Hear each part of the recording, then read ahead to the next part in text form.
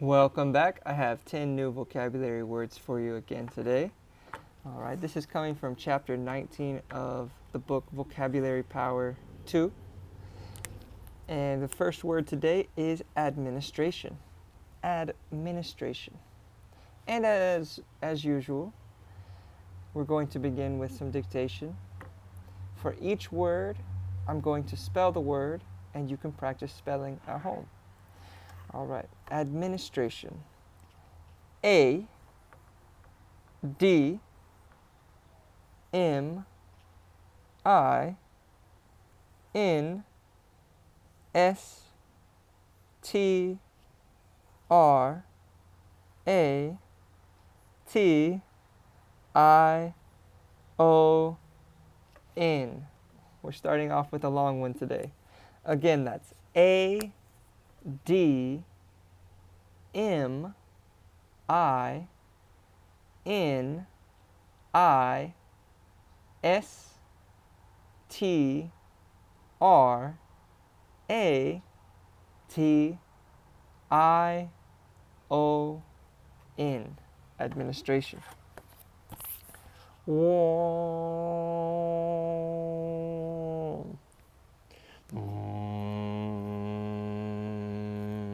All right, yeah, it's a long one. Administration.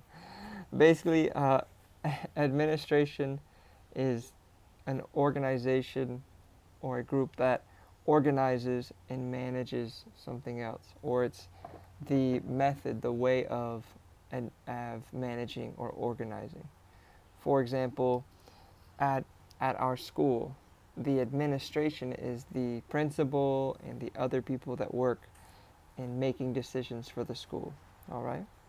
Number 2, let's see here. Number 2, claim. Claim. C L A I M. C L A I M. Claim.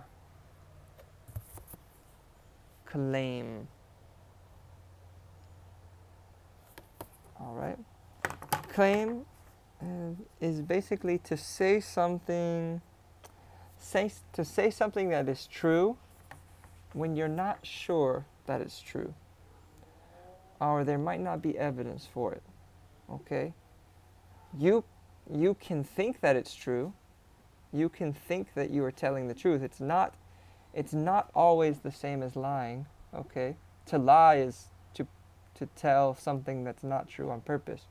But to claim something, maybe you think it's true, maybe not.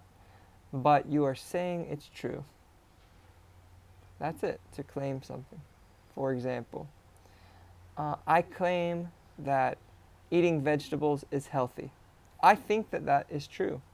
Maybe in the future, someone will realize it's not true, or maybe in the future they will give more evidence to say that it is true. But either way, I claim that it is healthy. I say that it is true.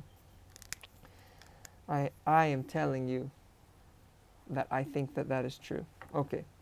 Number 3, credit. C R E D I T. C R E D I T. Credit. Credit. You definitely have seen this word. I claim that you have seen this word for credit cards. Okay, credit. Well, when you pay with credit, it's an arrangement to pay later. It is a negotiation, an agreement, a decision between you and someone else, or a company or an organization, that you are going to pay something later. Okay? Credit also can be used to give acknowledgement to a person. So a different meaning of this word could also be, imagine you buy a cake from the store and your friends are eating the cake and they say, wow, it's so delicious, you did such a great job making this cake, and you say, I cannot take the credit. Okay, I did not do this. I cannot take the credit.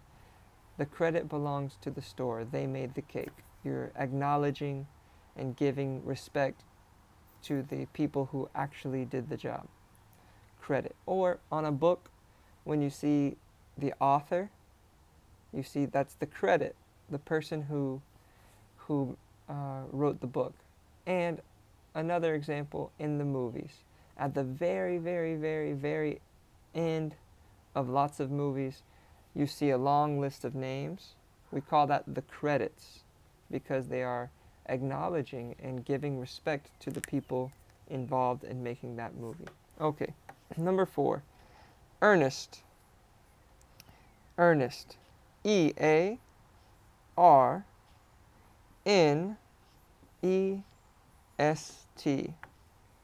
E-A-R-N-E-S-T. A way to possibly remember this word, earnest, ear, nest. Ear, like this, and nest. We had the word nest in our vocabulary from the previous video. Chapter 18, earnest. Earnest. Earnest basically means to be very honest about something. If you are earnest, you are honest, sincere. Okay? Sincere or honest. All right, number 5, heap. H-E-A-P. Heap. H-E-A-P. Heap. All right? Heap. A heap is a big, messy pile of things. Very big, very large, messy pile of things. So, for example, your clothes, after you wash your clothes, they are in a heap in the dryer. When you put them in the dryer, you wash them and dry them, they're in a heap. They're not organized. They're just all thrown together. Or if you take your clothes and you just throw them on your bed without organizing them, they are in a heap. A big pile, a big little mini mountain that's not organized. A heap. Or books. Imagine in my classroom, if I don't organize my books and I just put them on the floor, they would be in a big heap, a big mess. Okay? But fortunately, I like to organize. Fortunately, I organize my books in my class. But again, if I didn't organize my books, if I just left them, let them fall anyway, they would be in a big heap. Okay? Next word, number 6, key. K-E-Y. Key. K-E-Y. Now, I assume you probably know this word, a key like to open a door. Absolutely, a key to open a door. But it also can be used to mean something that's very important. In Spanish, we have the idea of clave, like el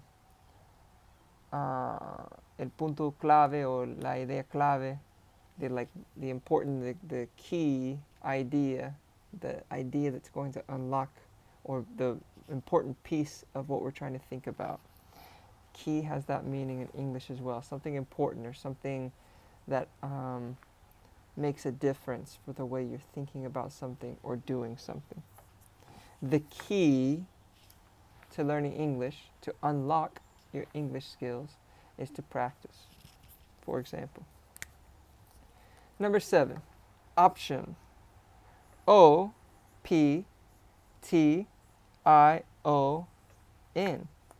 O-P-T-I-O-N. Option. Option. Okay. Option. Basically, it's a choice. You have a choice to do something. That's it. An option is a choice. And just in case, I don't think I showed key, but there's key. All right. But yeah, option is a choice. You have an option, you have a choice. All right. Next, restrict. Restrict. R E S T R I C T. R E S T R I C T. Restrict. Restrict. To restrict something is to limit, to create a limit. Okay? To restrict. For example, let's see. For example, imagine you are uploading a video on YouTube. There are restrictions, there are limits. Okay, maybe a time limit that you cannot go past, a restriction, a limit. All right, number 9, sacrifice. S-A-C-R-I-F-I-C-E.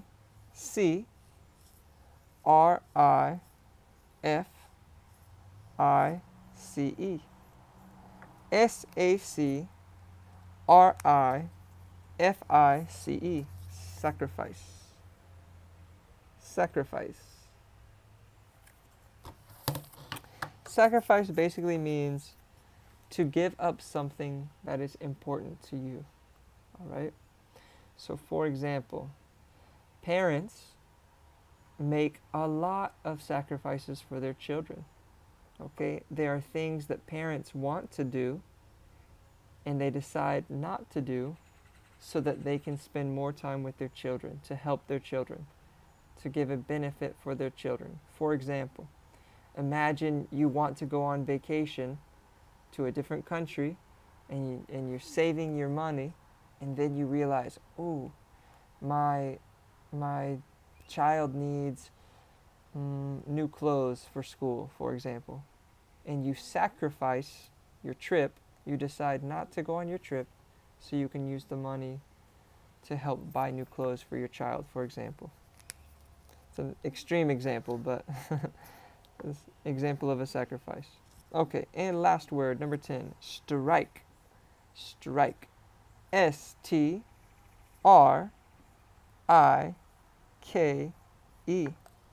S-T-R-I-K-E.